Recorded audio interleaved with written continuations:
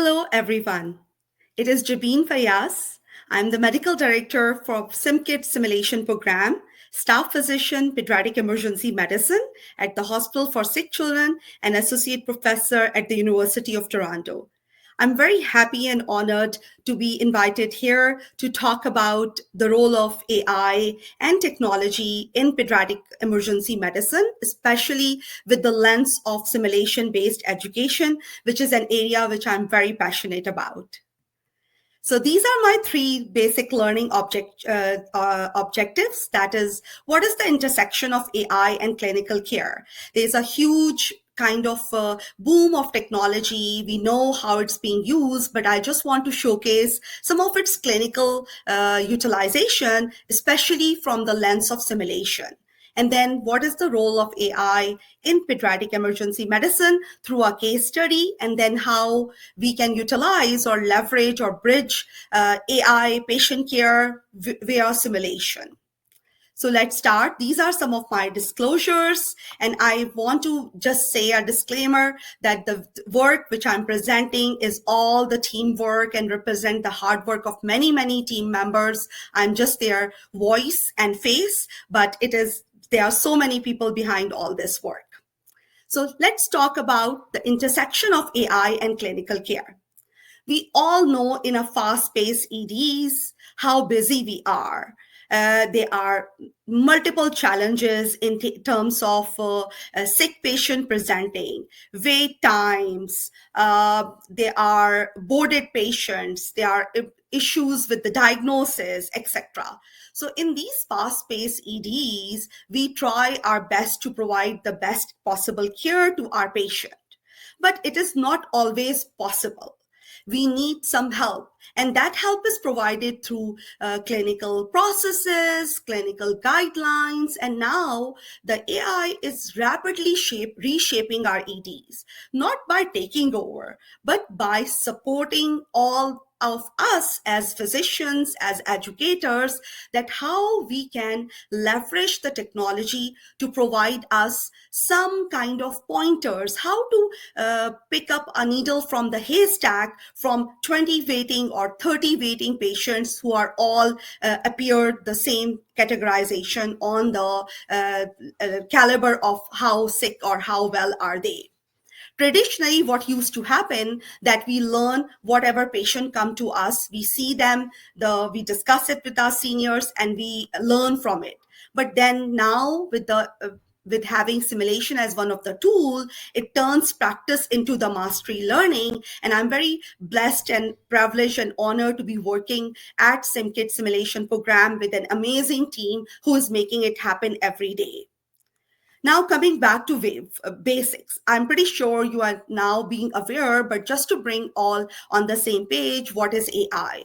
Basically, AI is a field of study in computer science that involves developing and studying intelligent machines. And I would say, taking it forward, how these intelligent machines, like I would always say artificial intelligence with human intelligence, how they can work together. So there are many, many ways to find out what it is comprised of, but just for my own understanding, I simplified it as machine learning, which is using simple data to train computer program, to recognize patterns, to create algorithms, to identify where is the orange among so many apples. The second is neural network, which is computer system designed to imitate the neurons in our brain, that how you will diagnose after looking at being trained by 200 images of pneumonia to diagnose pneumonia versus no pneumonia. Third is natural language processing, which is ability to understand speech as well as understand and analyze documents. For example, chatbot is a very good example of it, that you can interact with the machine, learn, etc. And I will be showcasing how it can be used for teaching and learning. And the fourth one is robotics, which is machine that can assess people without actual human involvement. So this is my classification as I see what are the big buckets AI AI falls into. And now coming to the application of AI in PEM, which is pediatric emergency medicine, I would say huge utilization in the triage. If you go to any emergency department, you see a huge lineup of patients there, and it is very, very difficult to identify which need the care. We don't provide care first come first serve basis. We provide care who is the most sickest, who need a time sensitive management in the emergency department. So this is a very recent article which talk about the role of AI in PEM, and you can see from this diagram that when there is an AI enhanced triage system in comparison to the traditional triage system, how the waiting time gets short, there is a reduced error risk, there is a prioritization which got better, and the patients are able to get timely treatment. Then if we look at the predictive analytics for early warning signs, that sometimes is very easy to get missed. Any febrile child will be tachycardic, but then how to identify among 5 kids at the same time, among 20 who has tachycardia, who need our most attention the first. So this is another article from Critical Care, which created a deep learning model for real-time mortality prediction. And what they mention is that the prompt tool which they have created predicts pediatric ICU mortality up to 60 hours in advance, which is a huge win for critical care physicians. Then accuracy, have a higher sensitivity, specificity, and reduce false alarms, enhancing clinical decision making. And what it impacted, that it improved early intervention, optimized resource allocation, and enhanced the patient monitoring. But then again, it doesn't come without any challenges, and they are challenges of integration and adoption, which we are going to touch upon toward the end of my presentation. The third thing which I really want to bring to your attention is AI tracking real-time data. And I would show you as an example, you can see in this video, a real-time traffic data is being monitored. Then in this video, again, you will see a real-time data is being monitored. Where are the pedestrians? Where are the trams, etc. So when I was preparing this presentation, I found this cool video, which is now, up till now, is being on the adult patient, but it is not far away when it comes to the pediatric world as well. So let's watch how they are, by the gesture change, by the movement, by the change in posture, they are trying to predict what are the patients who are amenable to deterioration. Michael Dieter has been awaiting a lung transplant at the University of Florida Health Center since December. I'm what you call high flow air, and because of that, I can't sustain myself at home. A dedicated team of doctors and nurses attend to him day and night. But that's not all. Sensors and cameras track Dieter's every move in this smart intensive care unit, from vital signs to facial expressions and everything in between. Every place in this room will sensing something about you. Is this enough light? Is this enough noise? Are you okay? Are you moving enough? Are you in your bed? Are you out of the bed? I think that's the future of how we will design hospital.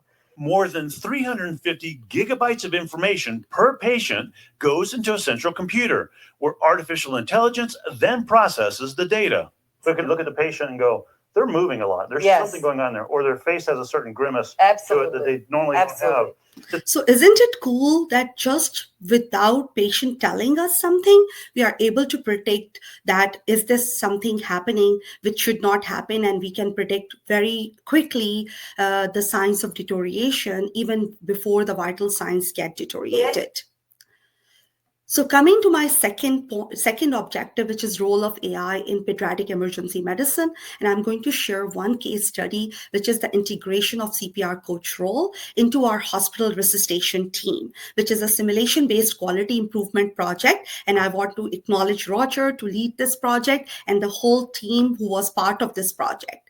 Just for the contextualization, a CPR coach role is a person who is a part of resuscitation team whose aim is to focus on the cardiopulmonary resuscitation, that is chest compression, and the coordination of chest compression. And if you look at the 2020 American Heart Association guidelines, as well as a literature out there, it is described as a huge benefit of having a CPR coach role, because in PEDS, cardiac arrest is very stressful. It is a high equity, low occurrence event, and it is very stressful for a team leader to focus on all the tasks when a CPR is also happening. So what we did, we implemented the CPR coach role, and it does show some improvement, but I want to show you how the AI helped us. So what happened when we implemented the CPR coach role, our ED is quite huge. It has got 3 areas, and our physician assistant are the one who get trained for CPR coach role. So what is the difficulty is, how do they know that if a patient has arrested at one particular area, because the areas are very far spaced to each other. So what we did, we leverage our online, like we have an app that display a real-time dashboard of our ED. So Devin Singh is our AI lead in the department. With the help of his team, we developed the CPR flare, which is like on your phone. When the CPR is going to happen, someone will send you a flare, and then this will appear like this. And then you will get notified, and then that person will go to that room. So we leverage the technology, we are capturing this data, and we are trying to improve this process further. The third point, which I really want to highlight, and you can see my amazing SIM team here and the SIM Center building where our SIM Center is located, that what is the role of simulation and AI in improving patient care. So I would like to say that from my lens, how I see is AI and clinical environment, and then simulation bridging that. Because any clinical processes, any algorithm that you will develop that is linked directly to the patient care need to be piloted or prototyped. And that in that prototype phase, simulation plays a huge role. So I would like to tell you, first application is just developing the simulation-based scenarios. And this is an article by one of my great friend, mentor, and colleague, David, who published that what is the role of AI for the simulationist. And what he described in this paper is using ChatGPT for scenario development for interprofessional physician, nurses, and respiratory therapists. Just to give you all the context, that scenario development takes months to happen. But what he demonstrated that this can be achieved in hours by using, or maybe in minutes at some point, by using and leveraging AI tools, like one of them is ChatGPT. In this paper, he created a scenario for cardiac arrest for adult and a pediatric asthma. There were many strengths. They were like, the tool was able to create a clear, specific objective scenario. It followed the simulation standard. It was very realistic, etc. But yes, there were some opportunities to improve. And this paper was a couple of years ago, and I'm pretty sure with time, these tools are becoming more intelligent to provide us with more robust scenarios. Then the second thing, there are platforms, and I do not have any financial affiliation. I just am working on it, using it in my institute, so that I have experience using them, and that's why I'm showcasing it. This is called Affinity Learning Platform. Here is the barcode if you want to scan it to go. Otherwise, it's put on the Google affinitylearning.ca. It will take it to you. What it provides us to create virtual gaming simulation where scenarios are easy to author, fully customizable, can be accessed on any device. It will integrate clinical decision making, information gathering, and then you can ask the cognitive aspect of the clinical procedure. So you can see it provide you a responsive vital simulator which will respond to your action if you have taken right action versus wrong action. It does have a natural language conversation capabilities where you can talk like how it will happen. When you come in contact with a patient, either you will take the history from him or from his parents or attendant based on the age of the patient. You can similarly interact with the platform, interact with the avatar, and ask either the written or the audio history from through the capabilities of natural language conversation. It also allow you decision making opportunities where you give them some task and they have to prioritize what is the task they have to take. And at the end, most important thing, it can generate the reporting and analytics for the learner's performance, which is again kind of a feedback for the evaluator to drill down into the individual learning performance and provide them customized learning opportunities. I think we are toward the second last point, which is what is the role of augmented reality and AI and in the simulation world as well as in PEM. So just to tell, augmented reality is when you enhance your current environment with some over added information. For example, in the first picture, you see a person has a phone in her hand, and then phone is showing the lane which the person is, but then that lanes get highlighted with where is the ATM, where is the hotel, etc. If you contextualize to clinical context, you can see a mannequin where CPR is happening, and then you are seeing that how blood is flowing. So augmented reality, you will stay into your environment and that environment get enhanced by augmentation, and there are multiple ways that you can do that. So one thing that I was telling you about the CPR coach role, and now we are part of a big study with the John Hopkins where they are testing this augmented reality CPR glasses, where what will happen, the person who is doing a CPR will be wearing these goggles, and the goggle will be providing them the feedback on their compression, when to start, when to go slow, when the compressions are good or versus too fast or slow, etc. So which is a huge benefit in terms of not having a person as a CPR coach, but possibly in future, these glasses as your CPR coaches.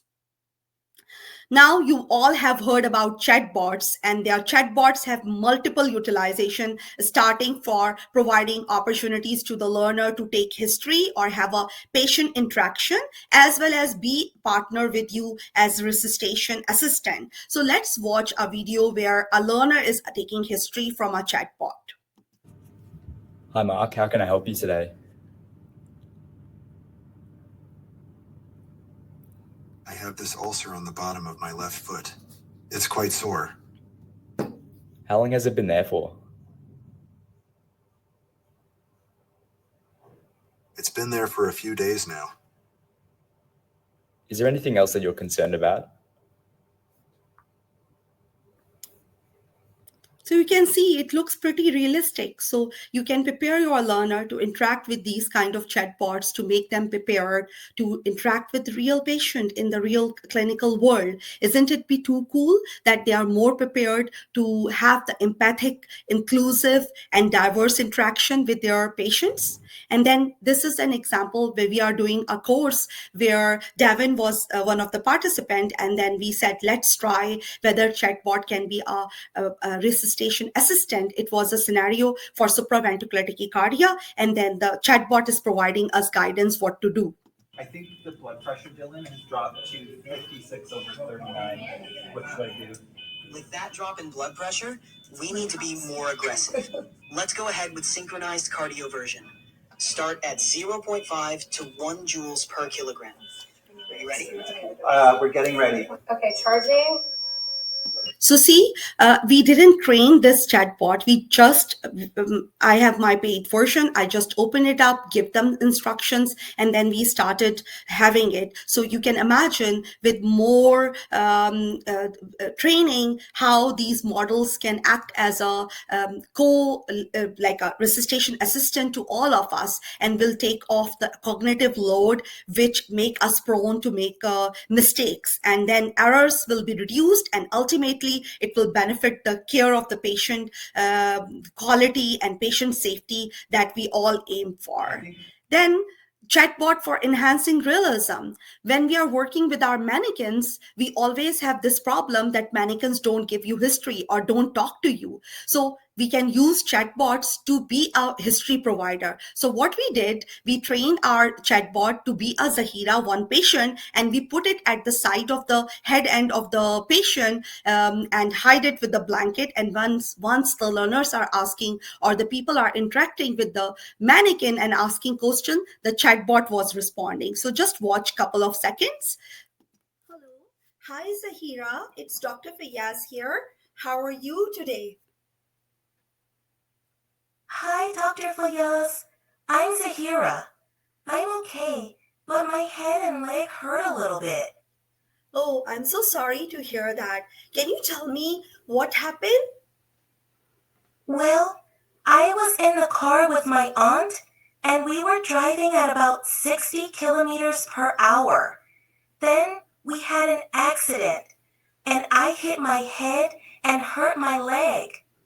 Oh, I'm so sorry. So imagine how much with this small addition you can make the realism and interaction better for your learner.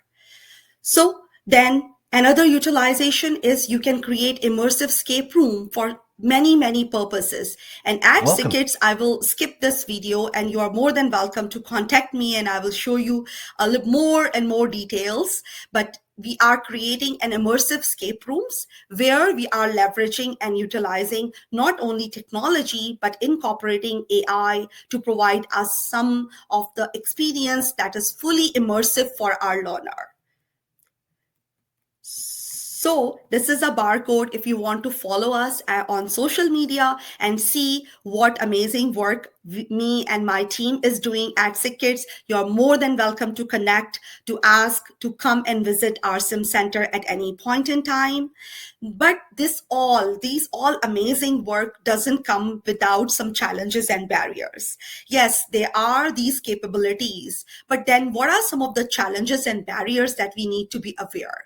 I would say the first one is acceptability and ethical concern. It is very difficult to change the way we work, change the way we teach, change the way we provide care to our patient. And then there's some concerns about how ethical it is to involve a third party into a patient care, into the learning of the learner, and how to maintain that confidentiality. And I'm pretty sure there are many statements are coming. There are many institutional guidelines are coming that are providing guidance. So it is a big challenge at this moment, but I think we need to be more open, more acceptable, because this is the new era that we have to adapt ourselves.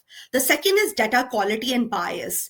It says what goes in comes out. Like sometime I don't want to say, but then garbage in, garbage out, you must have heard about it. So what kind of data we are using to train these models? And is it being trained by a certain population? Are we being inclusive? Are we being diverse? What are the languages that these models are being trained? So that is another challenge that is right now present. But I think with the more of the insight, with more of us being aware, we may be able to overcome it. And it is kind of going to be an ongoing conversation. Integration complexity. These things are not very simple that you just said it and it happens. Yes, I have noticed over few years, last years, the things which appear difficult 2-3 years back, it has become much more simplified. You have more resources, you have more help, and you have more kind of straightforward pathways. But yes, integrating them into my departmental, institutional, and then in an organizational landscape is a complex process that will require a lot of buy-in, a lot of prototyping. So yes, integration is not simple. It is a complex process, but that is something to keep in mind. Then like the thing which is like I see all the time updates happening in certain AI tools which I use in my daily practice. So you need to be very much with the landscape, with the rapidly changing landscape. You have to adopt yourself, you have to train yourself, and then train your faculty member. So what is applicable or working today may not be applicable or working after few years.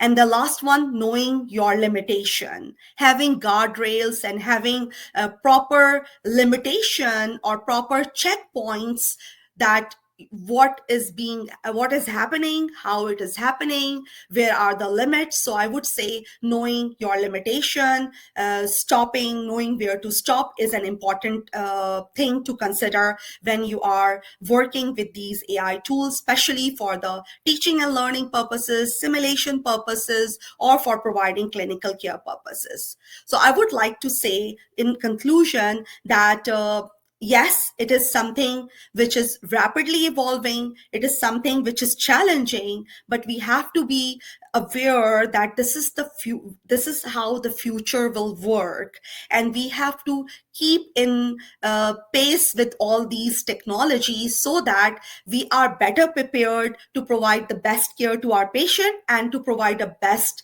teaching and learning opportunities to our learner. With this, thank you so much for your patience listening. These are all our mannequins, and this is the picture that we took for our holiday time to say holiday wishes to all of our faculty members and organizational colleagues. So I'm sharing this, although it's started to be a little bit summary. This is my email address. Please feel free to connect. And I know a lot of people who will be in the conference know much more about the technological aspects of AI and technology, but I just want to show you that how in acute care settings and in simulation-based education, some of these tools are helping us as educators and as clinicians. Thank you so much. I appreciate all of your patience listening.